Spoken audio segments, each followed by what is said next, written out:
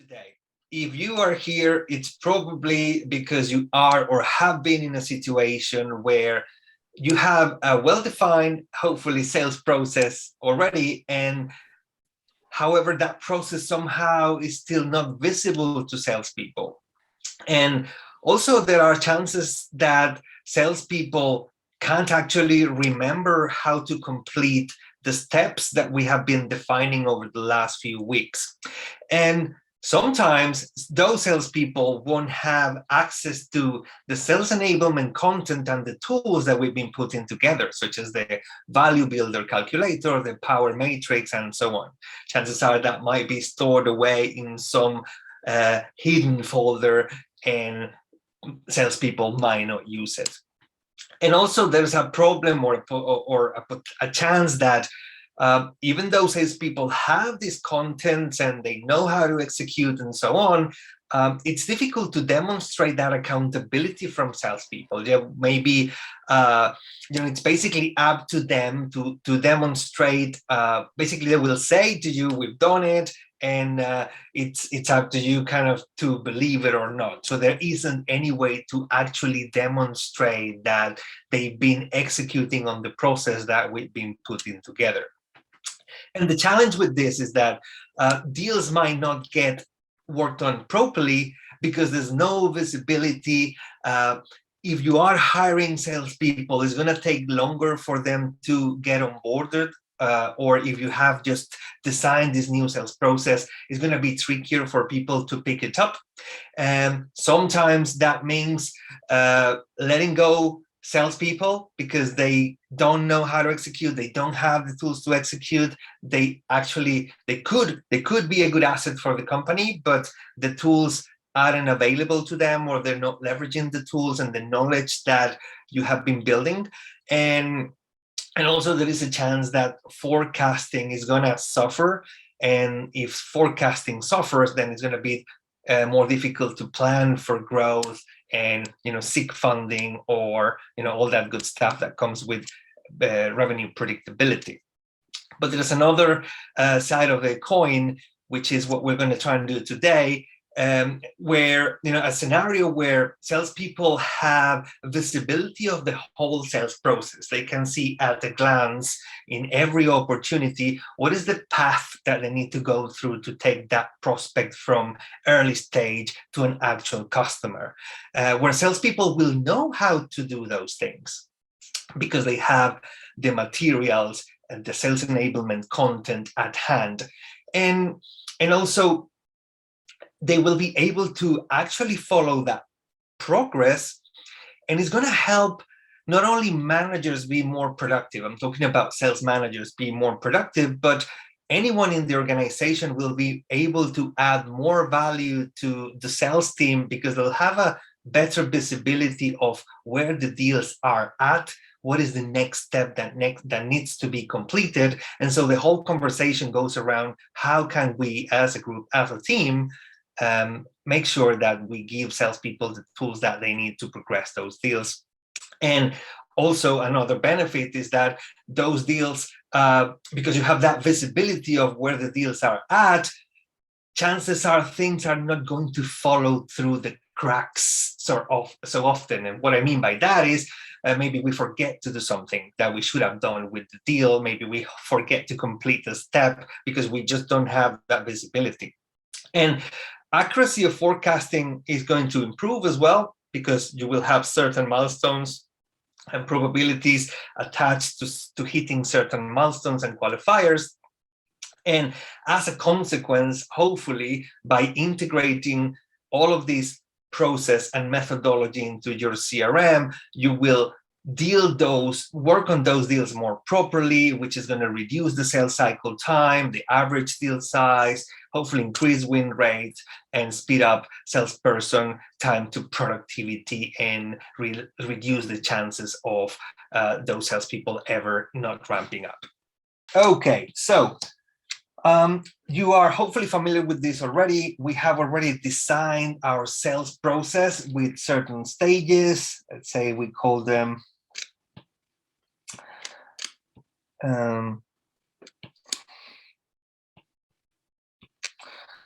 We're gonna call them discovery, solution. We're gonna call them evaluation, and decision. Yeah, so 4 clear stages, and then we have defined certain stages, steps within each stage. Yeah, little steps that we need to complete, certain things that we have defined throughout the sales process, and by clicking or completing those steps, we have also allocated certain probability to completing those steps. And then basically by ticking those boxes, we will know that the deal will have increased by a certain probability. And then there's going to be different probabilities allocated to the stages of the sales cycle, adding up to 100% when we complete every single checkbox and tick box throughout the sales cycle. And we will kind of know that, okay, so if we tick those boxes, we have, we will have closed a certain average deal size. Okay, so this is all well and good. We have defined those steps, how to complete those steps, and all of that already. But what we're going to try and do is zoom in into the actual stage, not only the stage, but also the step that we are trying to complete to equip salespeople with the right tools so that they can do that, and also drive accountability by having those guys demonstrate that they have actually done the work that we're asking from them. And also we will try within that step to give them the information, collateral, and training, a refresher of the knowledge that they will have already acquired. We will try and refresh them of that knowledge within each step of the sales process. So imagine that we're talking about discovery stage, and then let's say that one of the steps that we are trying to uncover is going to be a qualifier that we're going to talk objective, where we try and find out the objective of the business and how our sponsor or decision maker is trying to contribute towards those objectives as part of the first step of the 4-step qualification checklist, which is aligned solution. The aligned solution is objective, problem, solution, as you know. So we're looking at objective, and then within objectives, what we're trying and do, so what we're saying is, okay, so find out about objective. We're saying that completing this step has a 4% probability, for example, and then we're going to give them a description. We should try and equip salespeople with a description of how to complete those things and what is it that they're trying to do within that actual step in the CRM, so that they can kind of know what is it that they need to do. And with that description, we will try and add some content. So maybe an Excel file or a PDF or the Power Matrix, or whatever. Actually, for this step is going to be the problem solution matrix.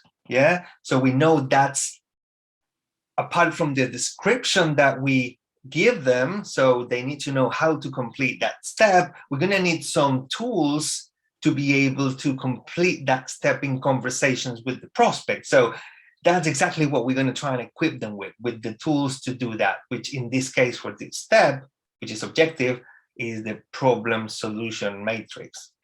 But also we want salespeople to prove that they've been doing the work. So we want them to prove that they had that conversation with the prospect, and we want them to record that information within the CRM. And so what we're going to try and ask them to do is to add in here some notes that they will have taken from the conversation with the prospect, i.e., what the objective of the prospect actually is. What is it they told us their objective was? Whatever that was, it will have to be added to the specific step within the CRM as information. So in a nutshell, what you will have is a series of steps where you have clearly defined the step that you're trying to do, the percentage, a description, the materials that they will need to complete that actual step, and then they will also have to add in the information within that step to prove that they've done it, but also to record, to have a record of those conversations, because we will benefit from at a glance being able to understand, as per the qualification criteria that we've defined, what information do we have, what information we don't have. Right, so basically, long story short, in order to have a good CRM, we're gonna need four things, yeah? So the four things that we're gonna need to build or adapt or integrate all this information into a CRM. First of all, we need to know the steps that we're trying to take. Yeah, so process steps.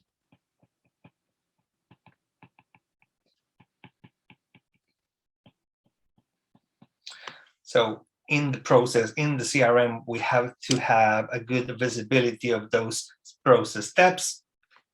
We also need to have a description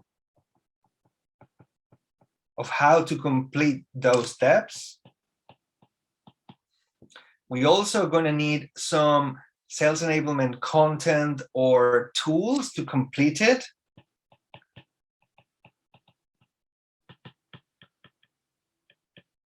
Yeah, so for example, the power matrix or problem solution matrix or the value builder exercise document, spreadsheet or calculator.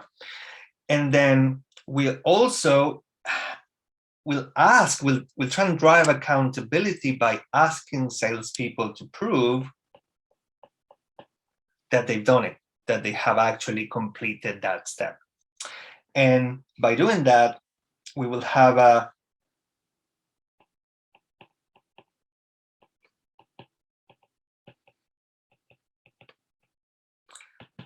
sales enablement configured for CRM, where we kind of know the process steps that we need to complete. We're going to have a description. We're going to have the tools to do the work, and that exercise, the outcome, will have to be proven.